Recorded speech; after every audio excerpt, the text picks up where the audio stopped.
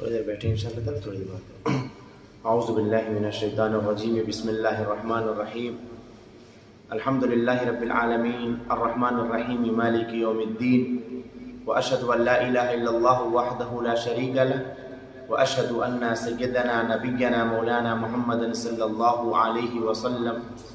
قال اللہ تعالی فی القرآن الکریم، فاعوذ باللہ من الشیطان الرجیم، بسم اللہ الرحمن الرحیم، والفجر وليال عشر والشفع والوتر۔ قال النبي صلى الله عليه وسلم افضل ایام الدنیا ایام العشر، او كما قال علیہ الصلاۃ والسلام۔ معزز سامعین اور دینی ایمانی اسلامی بھائیوں، اردو کا یہ ذی القعدہ کا مہینہ ہے، اور اس کے بعد کا جو مہینہ آئے گا وہ ذی الحج کا مہینہ کہلاتا ہے، اور ہم اپنی زبان میں اس کو قربانی کا یا بقرعید کا مہینہ کہتے ہیں۔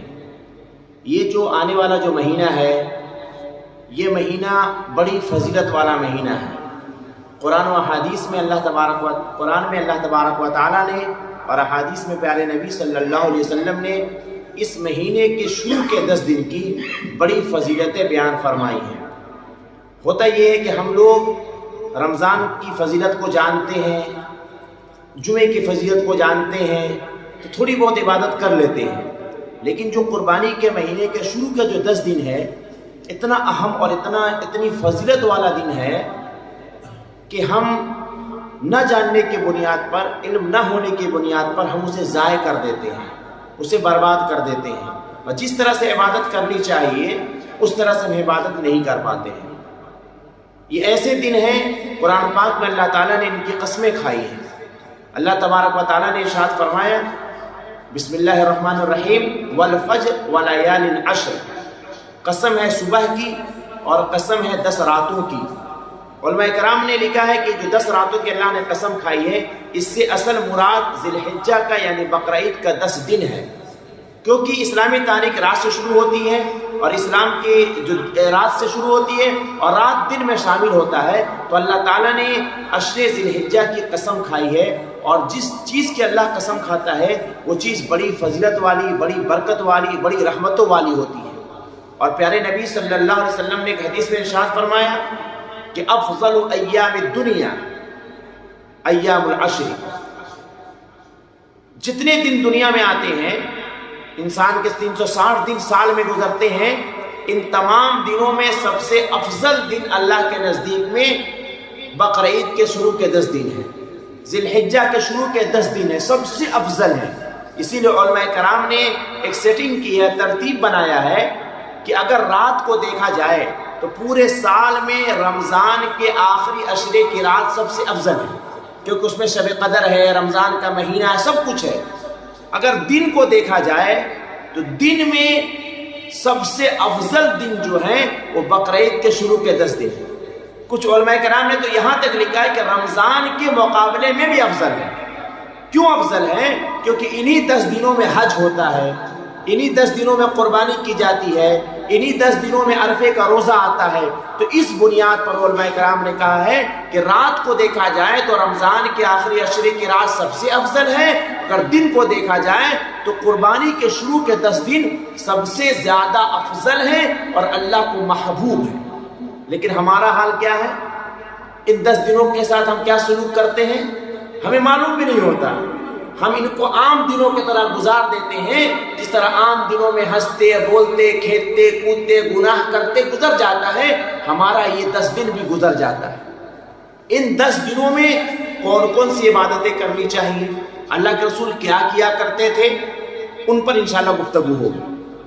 پیارے نبی صلی اللہ علیہ وسلم نے ارشاد فرمایا، یہ حدیث ہے کہ ما من ایام اعظم عند اللہ، ما من ایام اعظم عند اللہ، اللہ کے نزدیک سب سے جو اعظم اور اچھے دن ہیں، ولا احب الیہ العمل فیہن، جن میں اللہ کو سب سے زیادہ اعمال کرنے پسند ہے، اس سے زیادہ اللہ کو اور کبھی پسند نہیں ہے، وہ کون دن ہے؟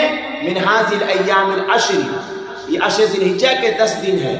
فَأَكْثِرُوا فِيهِنَّ مِنَ التَّهْلِيلِ وَالتَّكْبِيرِ وَالتَّحْمِيدِ، تو تم ان 10 دنوں میں خوب اللہ کی تکبیر بیان کیا کرو، اللہ کی بڑائی بیان کیا کرو اور اللہ کی کبریائی بیان کیا کرو۔ یہ 10 دن ایسے ہیں جن 10 دنوں میں ہمیں خوب سے خوب اللہ کی عبادت کرنی چاہیے، جتنا زیادہ ہو سکے۔ اب سوال یہ پیدا ہوتا ہے کہ ہم کون سی عبادت کریں؟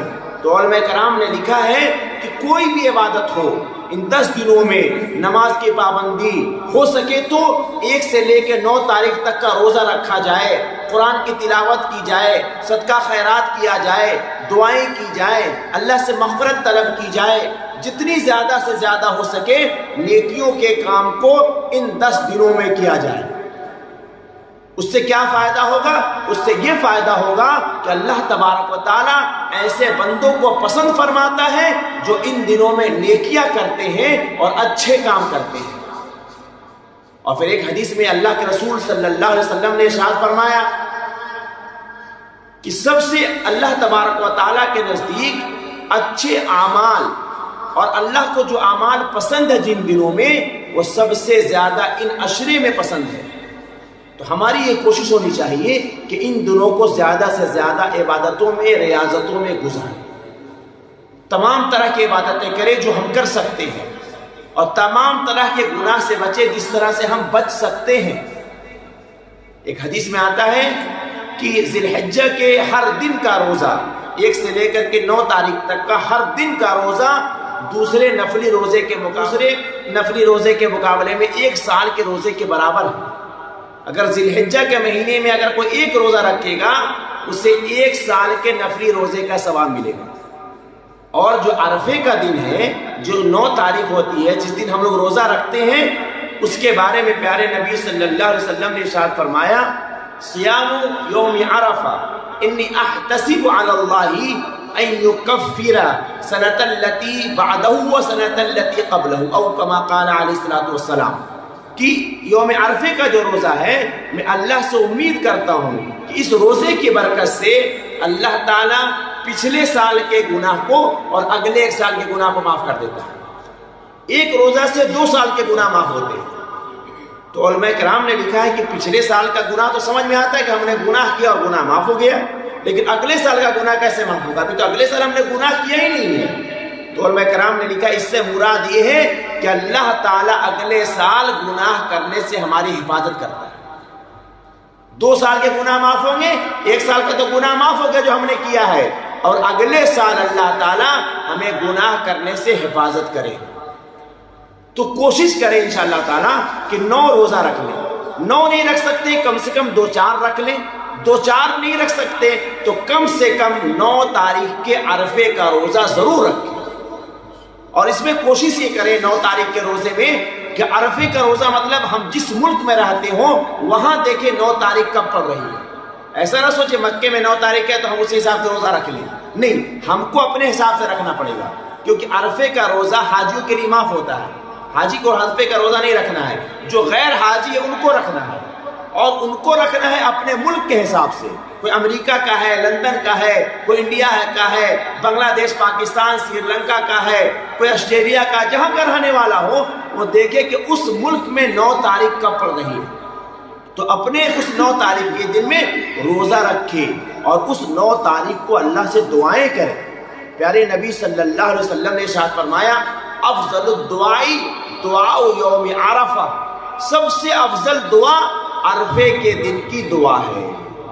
سب سے افضل دعا عرفے کے دن کی دعا ہے۔ عرفے کے دن اللہ تبارک و تعالیٰ اپنے بندوں کی بال بال مغفرت کرتا ہے، اپنے بندوں سے قریب ہوتا ہے۔ حضرت عائشہ صدیقہ رضی اللہ تعالیٰ عنہ فرماتی ہیں کہ پیارے نبی صلی اللہ علیہ وسلم نے ارشاد فرمایا، عرفے کے دن اللہ تعالیٰ جتنے بندوں کو معاف کرتا ہے اتنا پورے سال کبھی معاف نہیں کرتا ہے، اور عرفے کے دن اللہ اپنے بندوں سے جتنا قریب ہوتا ہے اتنا پورے سال کبھی قریب نہیں ہوتا ہے۔ اتنا بڑا دن ہے، اتنی فضیلت والا دن ہے، اور اللہ کے نبی صلی اللہ علیہ وسلم کا معمول کیا تھا؟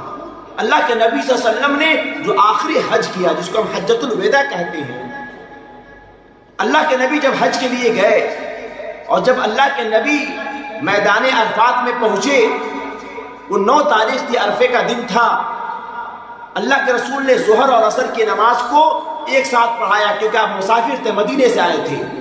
اور حدیث پاک میں آتا ہے کہ اللہ کے نبی نے ظہر سے لے کر کے مغرب تک دعا کی ہے۔ کتنے گھنٹے ہوئے؟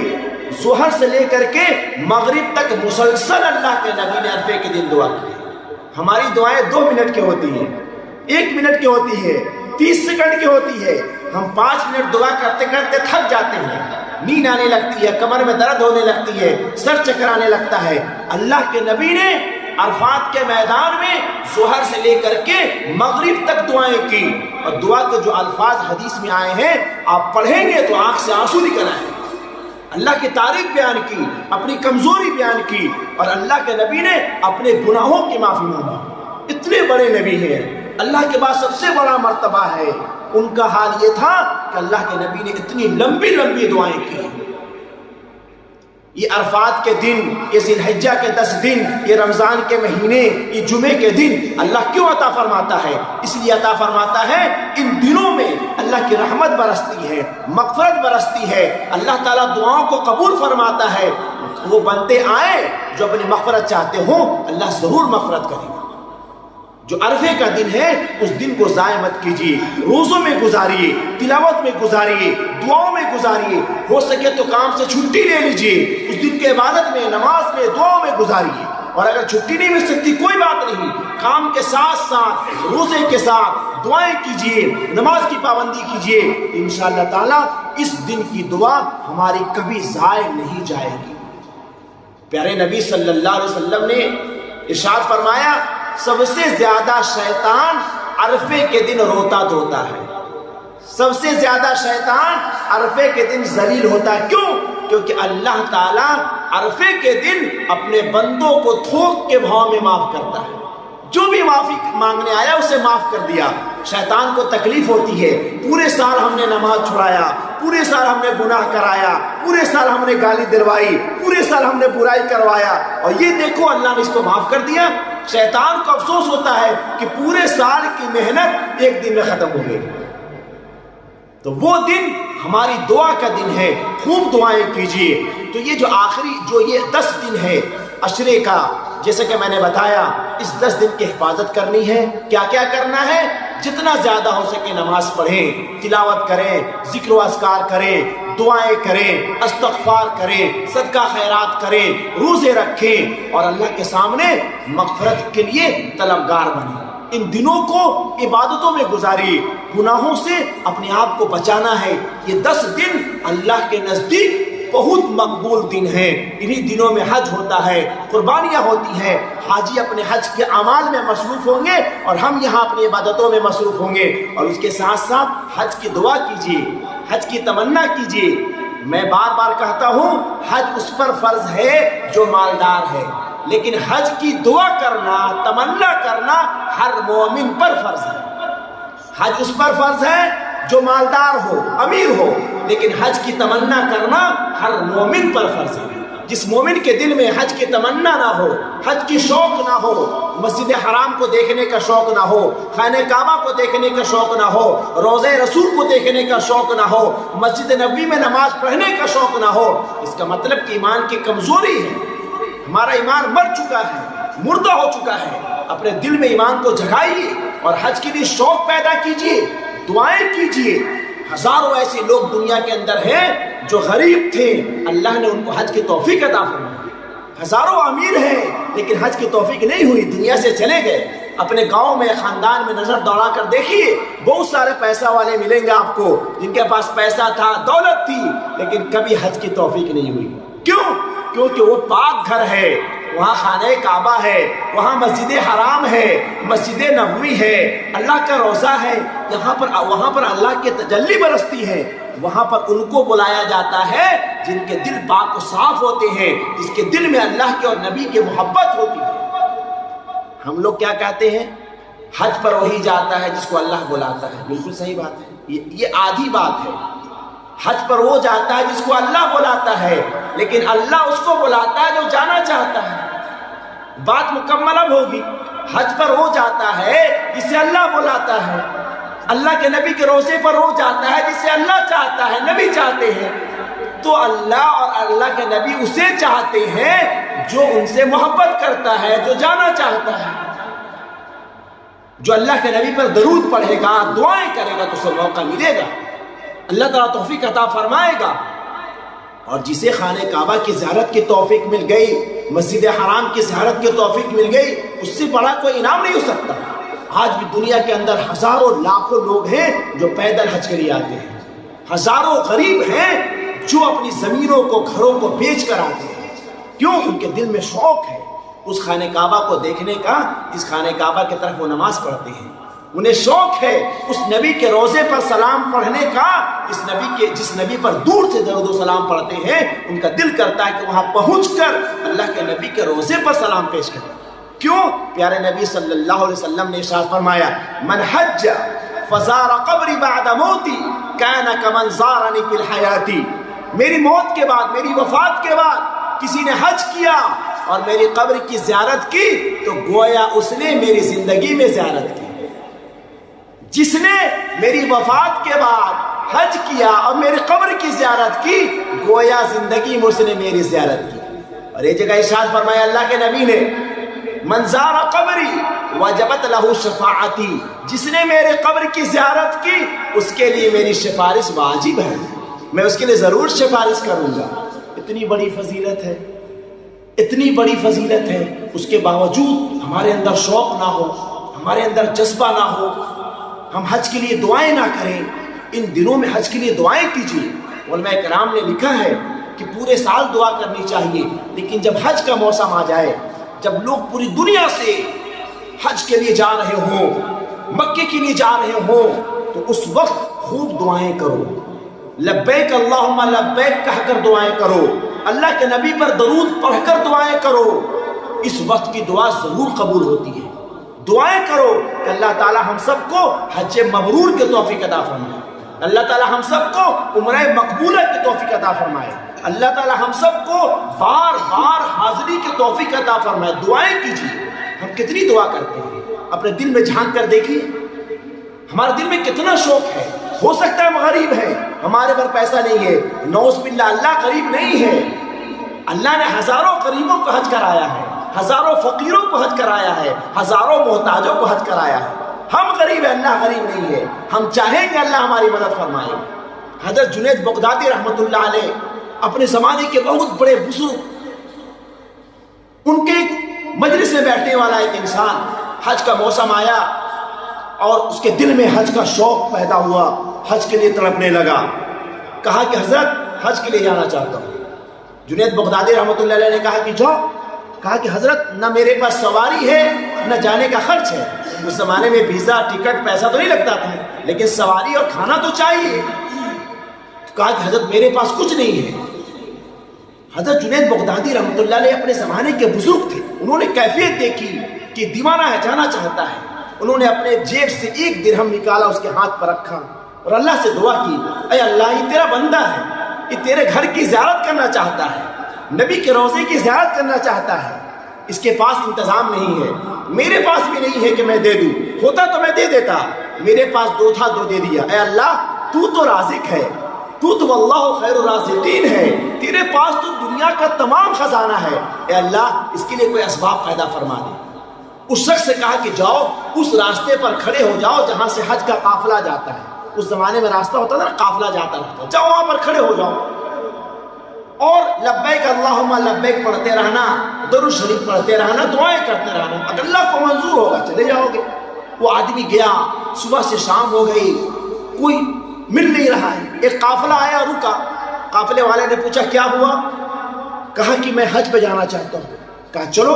کہا کہ میرے پاس سامان بھی نہیں ہے، جانے کا جانور، جو سواری نہیں ہے، پیسہ نہیں ہے۔ قافلے والوں نے چیک کیا اپنے قافلے کو، 100 200 لوگوں کا قافلہ ہوتا تھا، تو پتہ چلا کہ اس قافلے میں جو لوگ جانے والے تھے اس میں سے ایک آدمی نہیں آیا، وہ بیمار پڑ گیا، اس کی سواری اور اس کا کھانا سامان موجود تھا۔ کہا میرے ساتھ چلو۔ وہ آدمی حج کیا، اللہ کے نبی کے روضے پر گیا، کچھ دن کے بعد جنید بغدادی رحمۃ اللہ علیہ کی مجلس میں آیا، دونوں زانوں بیٹھ گیا، ہاتھ میں مدینے کی کھجور ہے اور آنکھوں میں آنسو ہے۔ جنید بغدادی رحمۃ اللہ علیہ نے کہا کیا ہوا؟